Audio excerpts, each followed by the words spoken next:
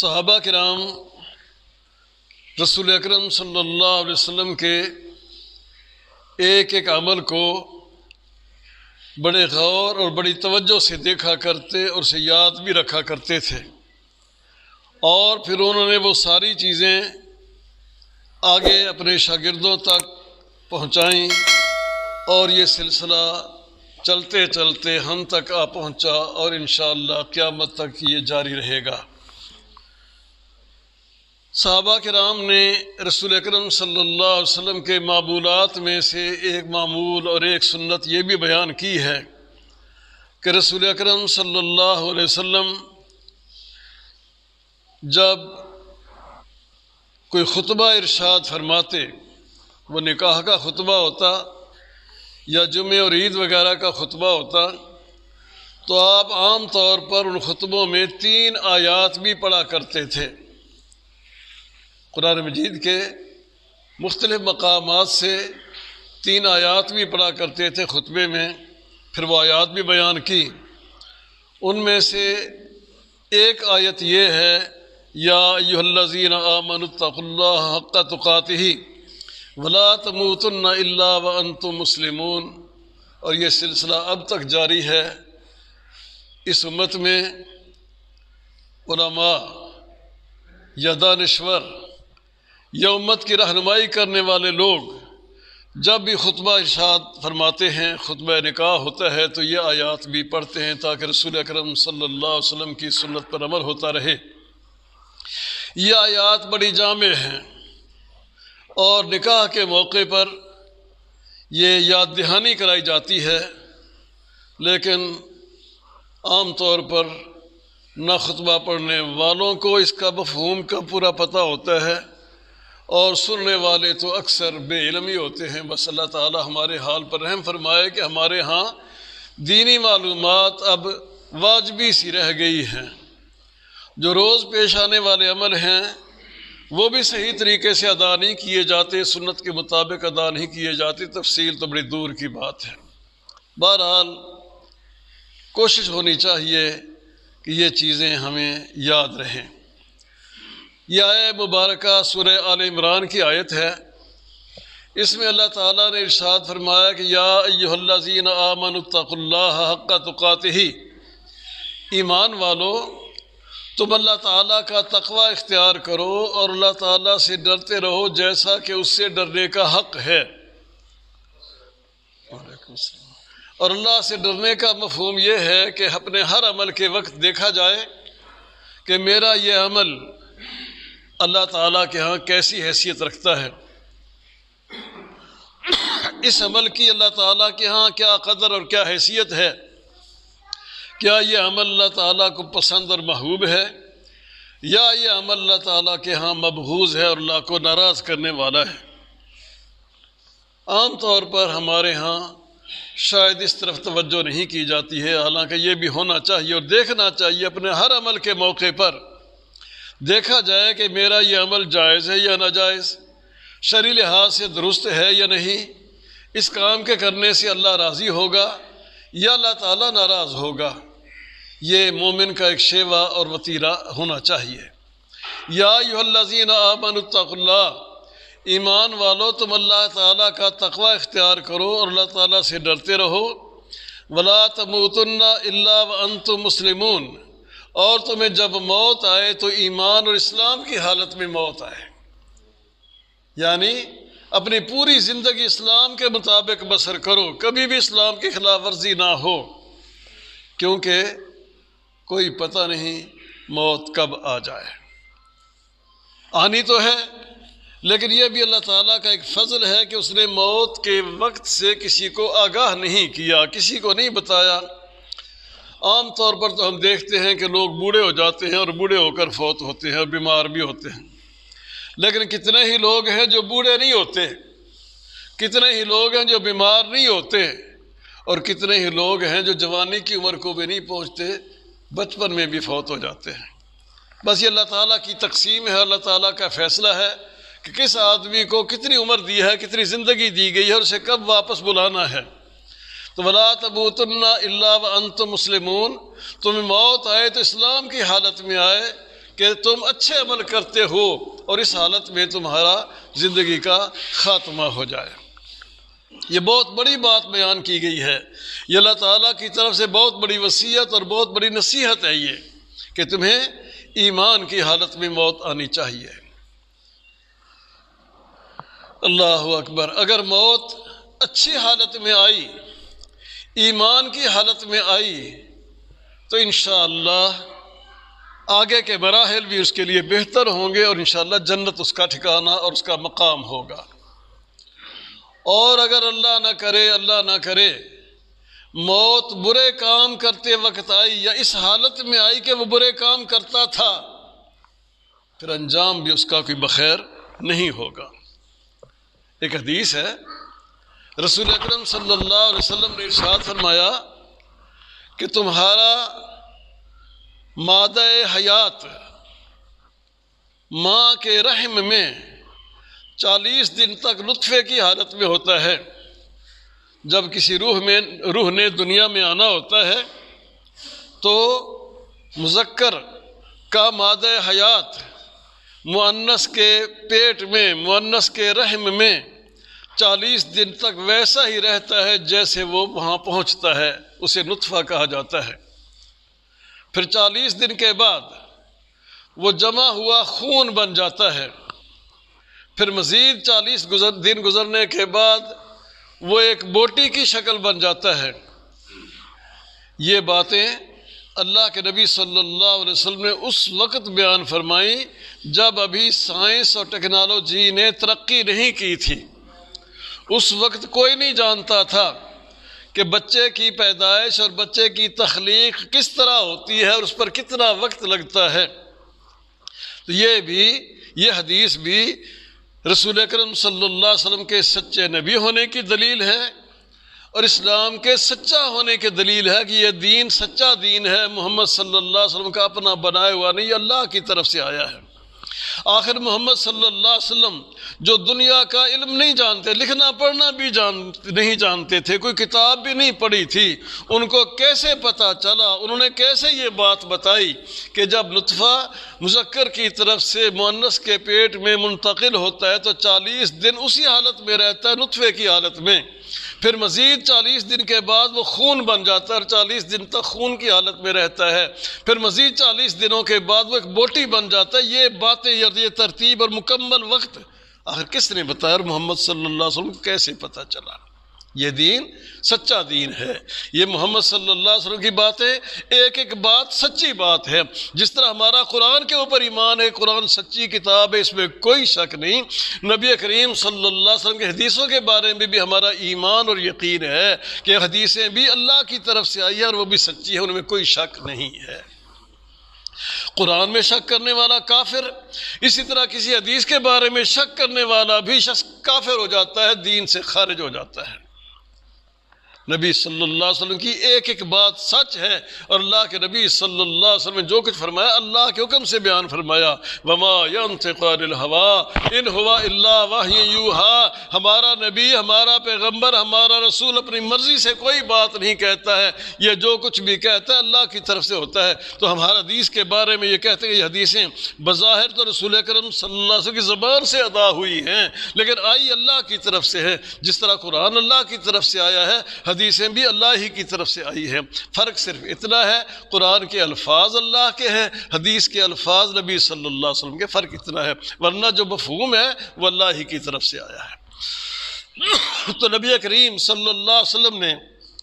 سچے نبی نے یہ بیان فرمایا کہ یہ نطفہ 40 دن تک نطفے کی حالت میں ہوتا ہے، اس کے بعد جمع ہوا خون بن جاتا ہے، 40 دن اسی حالت میں رہتا ہے، پھر وہ اس کے بعد جمی ہوئی ایک جمع ہوا گوشت کا لوتھڑا بن جاتا ہے، 40 دن اس حالت میں رہتا ہے، 40 جمع 40 جمع 40 120 دن، یعنی 4 مہینے گزرنے کے بعد پھر اس میں روح ڈالی جاتی ہے۔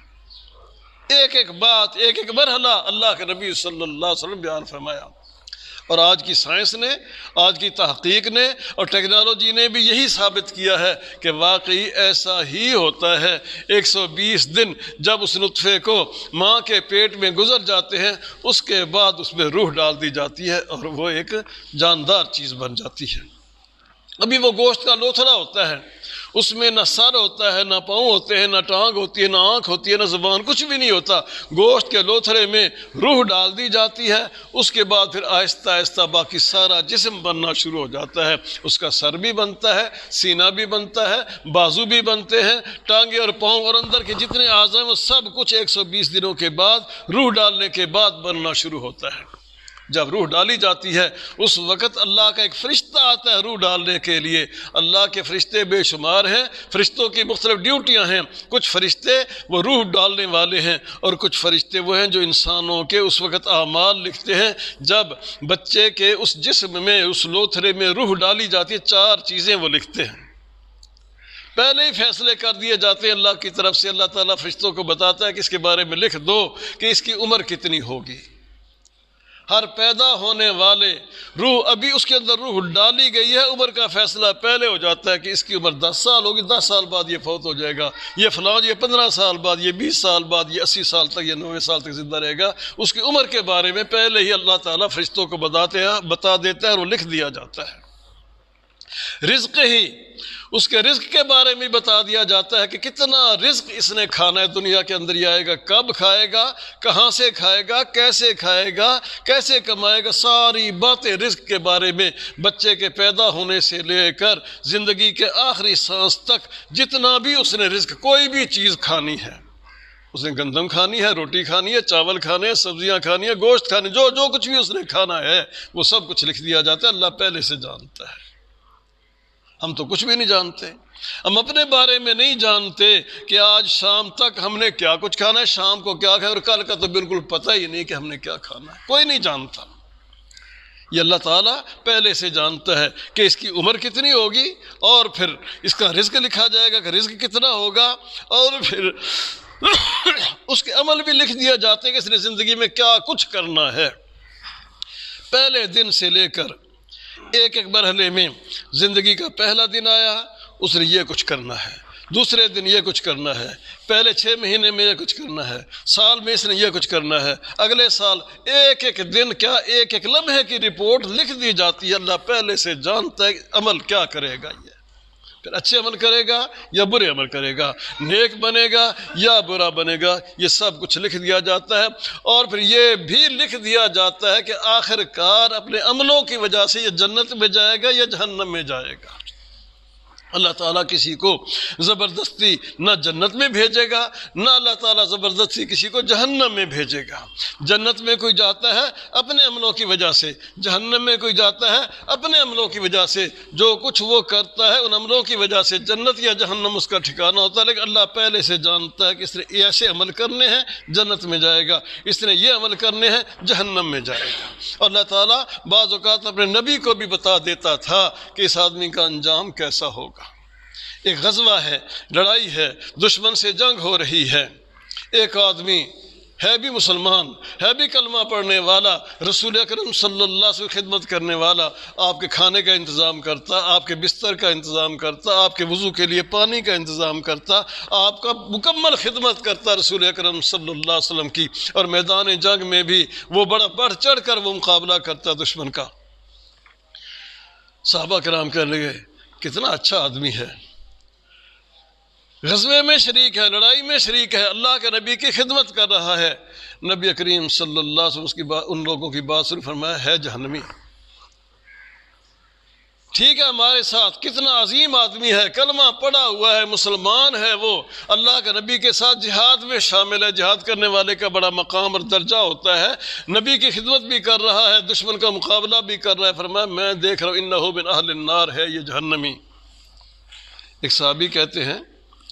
میں بڑا حیران ہوا، عجیب بات ہے، کلمہ گو ہے، مسلمان ہے، جہاد کر رہا ہے، نبی کی خدمت کر رہا ہے، اور میدان جنگ میں دشمنوں کو مار بھی رہا ہے، بڑا بہادری کے ساتھ لڑ رہا ہے۔ اللہ کے نبی فرماتے ہیں جہنمی، یہ کیسے ہو سکتا ہے، یہ جہنمی ہو، یہ کیسے ہو سکتا ہے؟ اس کے دل میں خیال آیا عجیب بات ہے، لیکن نبی کی بات بھی سچ ہے۔ انہوں نے کہا میں آج دیکھوں گا، میں اور کوئی کام نہیں کروں گا، اس کے پیچھے پیچھے رہوں گا، دیکھوں گا، اس پر نظر رکھوں گا، تاڑ میں رہوں گا کہ یہ کرتا کیا ہے، کہاں جاتا ہے۔ نبی کریم صلی اللہ علیہ وسلم نے جو بات کہہ دی ہے نا یہ بھی سچی اور پوری ہوگی، لیکن دیکھوں تو صحیح اس کا بنتا کیا، یہ کرے گا کیا۔ آخر دشمن کا مقابلہ کرتے کرتے وہ زخمی ہو گیا، اس نے دشمن پر حملے کیے، دشمن نے اس پر تیر اور تلوار چلائے، یہ زخمی ہو گیا، بہت زیادہ زخمی ہوا، اور زخمی ہونے کے بعد اتنا زخمی ہوا تکلیف برداشت نہ کر سکا، تکلیف برداشت نہ کر سکا، تو اس نے اپنی تلوار زمین کے اوپر گاڑی، تلوار کی نوک، تلوار کا پھل اوپر کی طرف رکھا، اور تلوار کا جو دستہ تھا وہ زمین میں گاڑ کر اوپر کر کے تلوار کے اوپر، تکلیف بچوں کے برداشت نہیں ہو رہی تھی، اپنے آپ کو تلوار کے اوپر اس رکھا، تلوار اس کے جسم کے اندر گھس گئی اور وہ مر گیا، خودکشی کر لی اس نے۔ زندگی دین کی حالت میں گزری، ایمان کی حالت میں گزری، جہاد کرتا ہوا، نبی صلی اللہ علیہ وسلم کی خدمت کرتا ہوا مرتا ہے، لیکن ساری زندگی اسلام پر گزارنے کے بعد آخری لمحے میں خودکشی کر لی اس نے۔ اللہ کے نبی کو پہلے بتا دیا گیا تھا نیک عمل کرنے والا ہے لیکن جائے گا جہنم میں، آپ نے پہلے فرما دیا تھا کہ لوگو تم تو اس کی تعریف کر رہے ہو، اس کے عملوں پر خوش ہو رہے ہو کہ یہ نیکی کر رہا ہے، اچھے عمل کر رہا ہے، میں دیکھ رہا ہوں انہو من اہل النار ہے جہنمی۔ اس صحابی نے جب دیکھا، وہ آیا کہنے لگا یا رسول اللہ صلی اللہ علیہ وسلم، میں پہلے کلمہ پڑھ کے گواہی دے چکا ہوں، اشہد ان لا الہ الا اللہ واشہد ان محمدًا عبدہ ورسولہ، میں کلمہ شہادت پڑھ کے گواہی دے چکا ہوں کہ آپ واقعی اللہ کے سچے رسول ہیں، لیکن آج میں دوبارہ تائید کرتا ہوں، تصدیق کرتا ہوں کہ آپ واقعی اللہ کے سچے رسول ہیں۔ اللہ کے نبی نے پوچھا کیا بات ہوئی،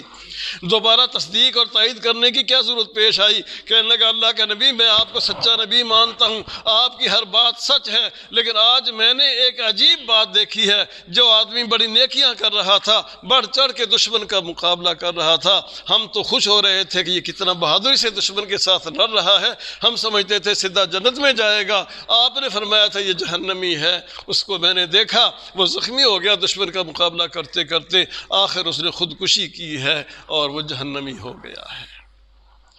ہم تو نہیں جانتے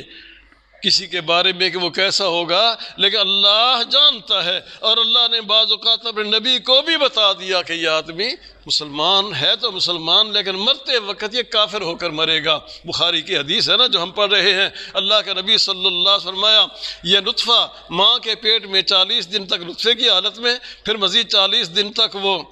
جمع ہوئے خون کی حالت میں، پھر وہ اس کے بعد ایک بوٹی کی شکل میں، اس کے بعد اس کے اندر روح ڈالی جاتی ہے اور اس کے لکھا جاتا ہے کہ یہ کیسے عمل کرے گا، کیا رزق کھائے گا، اس کی زندگی کیسے عملوں میں گزرے گی، شقی و سعید، اور بالآخر اس کا انجام اچھا ہوگا یا برا ہوگا، ساری باتیں لکھ دی جاتی ہیں۔ پھر اللہ کے نبی صلی اللہ علیہ وسلم نے قسم اٹھا کر فرمایا واللہ الذی لا الہ غیرہ، اس اللہ کی قسم جس اللہ کے سوا کوئی معبود نہیں ہے، تم میں سے کوئی آدمی، بعض اوقات ایسے ہوتا ہے وہ برے لوگوں والے عمل کرتا رہتا ہے، جہنمیوں والے عمل کرتا رہتا ہے، گناہ کرتا رہتا ہے، اس کی زندگی گناہوں میں گزرتی ہے، لوگ بھی دیکھتے ہیں کہ سیدھا جہنم میں جائے گا۔ شرابی، چور، ڈاکو، زانی، گناہ کرنے والا، برے کام کرنے والا، اس کا کیا انجام ہوگا؟ جہنم میں ہی جانا ہے، سے لوگ یہ سمجھتے ہیں، لیکن اللہ بڑا مہربان، اللہ کے فیصلے کچھ اور ہوتے ہیں۔ اللہ کے نبی نے فرمایا اس کے اور جہنم کے درمیان ایک ہاتھ جتنا فاصلہ رہ جاتا ہے، اللہ تعالیٰ اس کو توفیق دے دیتا ہے، وہ توبہ کر کے اپنے سارے گناہوں کی معافی مانگ کر نیکی والی زندگی گزار لیتا ہے اور وہ جنتی ہو جاتا ہے۔ ساری زندگی گناہ کرتے گزری، گناہوں میں گزری، جہنم کے کنارے پہنچ گیا، 1-2 قدم باقی تھے، اللہ نے اس کو توفیق دے دی، توبہ کر لی اس نے، وہ اللہ بڑا مہربان ہے، اس نے توبہ کی، موت آئی، اس کا جو سانس نکلا سیدھا جنت میں پہنچ گیا۔ زندگی گناہ کرتے گزری، انجام اس کا جنت ہو گیا۔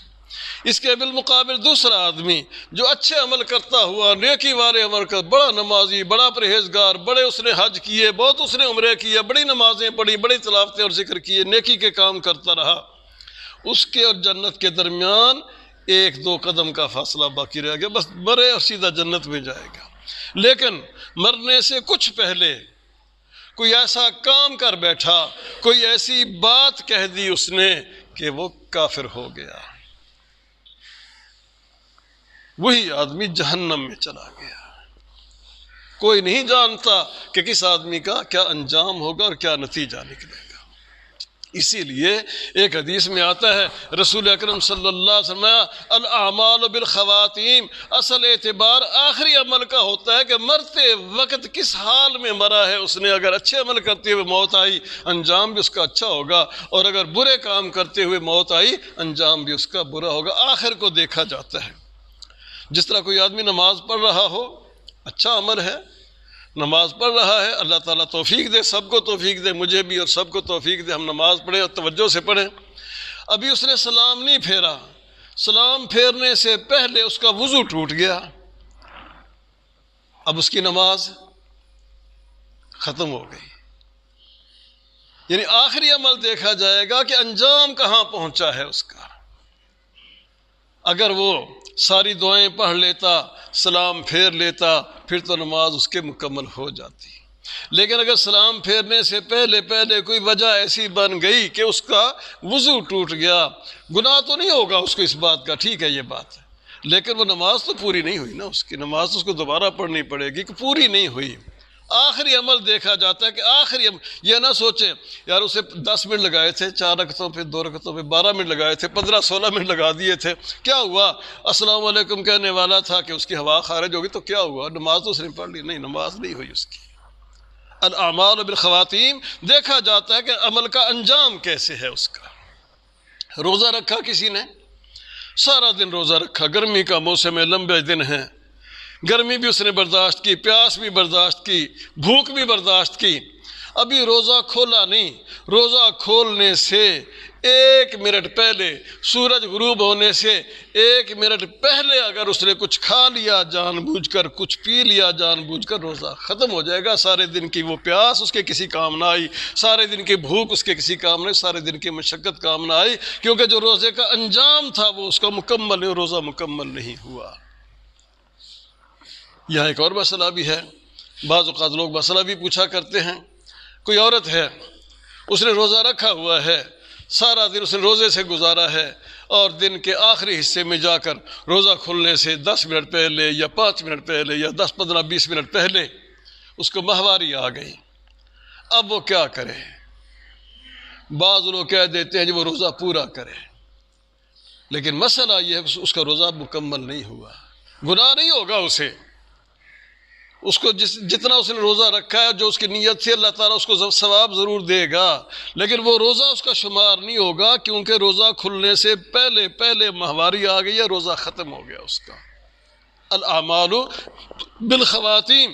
اعتبار جو آخری عمل کا ہوتا ہے کہ اس نے آخری عمل کیسا کیا، ہر کس حالت میں کیا ہے۔ وَلَا تَمُوتُنَّ إِلَّا وَأَنْتُمْ مُسْلِمُونَ، موت آئے تو ایمان کی حالت میں آئے۔ ایک صحابی رسول اکرم صلی اللہ علیہ وسلم کے ساتھ حج کے لیے جا رہا تھا، حجۃ الوداع کا موقع تھا،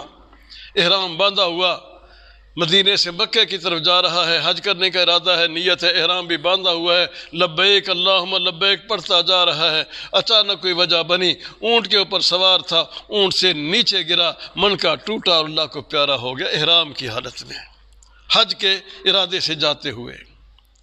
نبی کریم صلی اللہ علیہ وسلم کو پتہ چلا تو فرمایا اب اس کے کفن اور دفن کا انتظام کرنا ہے، جنازہ بھی اس کا پڑھنا ہے۔ اس کو غسل دیا گیا،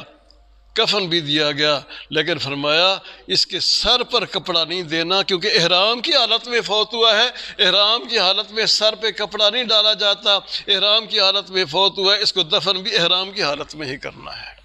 اس کے سر کے اوپر کپڑا نہ ڈالا جائے۔ احرام والا آدمی خوشبو نہیں لگا سکتا، اس کو خوشبو بھی نہیں لگانی، سر بھی ننگا رکھنا ہے، خوشبو بھی نہیں لگانی۔ تلبیہ پڑھتے ہوئے اللہ کے سامنے حاضری دیتے ہوئے اس کو موت آئی ہے، قیامت کے دن جب اس کو اٹھایا جائے گا، اس نے احرام باندھا ہوا ہوگا، لبیک اللہم لبیک پڑھتا ہوا یہ اٹھے گا۔ الاعمال بالخواتیم، اعتبار آخری اعمال کا ہوتا ہے میرے بھائیوں۔ ساری زندگی اگر برے عمل کرتا رہا کوئی بات نہیں، ممکن ہے اللہ تعالیٰ اس کو توبہ کی توفیق دے دے، ساری عمر اچھے عمل کرتا رہا، پھر بھی اس پر اعتبار نہیں کرنا چاہیے۔ ہو سکتا ہے اللہ تعالیٰ محفوظ ہی رکھے، سب کو آزمائش سے محفوظ رکھے، لیکن ہو سکتا ہے کہ وہ آدمی ایسی غلطی کر جائے کہ اس کے سارے اعمال برباد ہو جائیں۔ اس لیے اللہ نے ہمیں یہاں توجہ دلائی ہے کہ یا ایھا الذین آمنوا اتقوا اللہ، ایمان والو اللہ کا تقوی اختیار کرو، اللہ تعالیٰ سے ڈرتے ہوئے زندگی بسر کرو، ولا تموتن الا وانتم مسلمون، موت آئے تو اسلام اور ایمان کی حالت میں آئے، اچھے عمل کرتے ہوئے موت آئے۔ اچھی موت کا یہ مطلب نہیں کہ قرآن پڑھ رہا تھا موت آ گئی، ہے تو اچھی موت، نماز پڑھ رہا تھا موت آ گئی، ہے تو اچھی موت، لیکن اچھی موت کا مطلب یہ ہوتا ہے اچھے عمل کرتے ہوئے اچھی زندگی گزارتے ہوئے اس کو موت آئے، اچھی حالت میں آئے۔ ابھی اس زندگی کا کوئی بھروسہ نہیں، کوئی پتہ نہیں کب یہ سانس نکل جائے اور کب اس زندگی کا خاتمہ ہو جائے۔ بس یہی ایک ہمارے لیے سبق ہے کہ اللہ نے فرمایا وَلَا تَمُوتُنَّ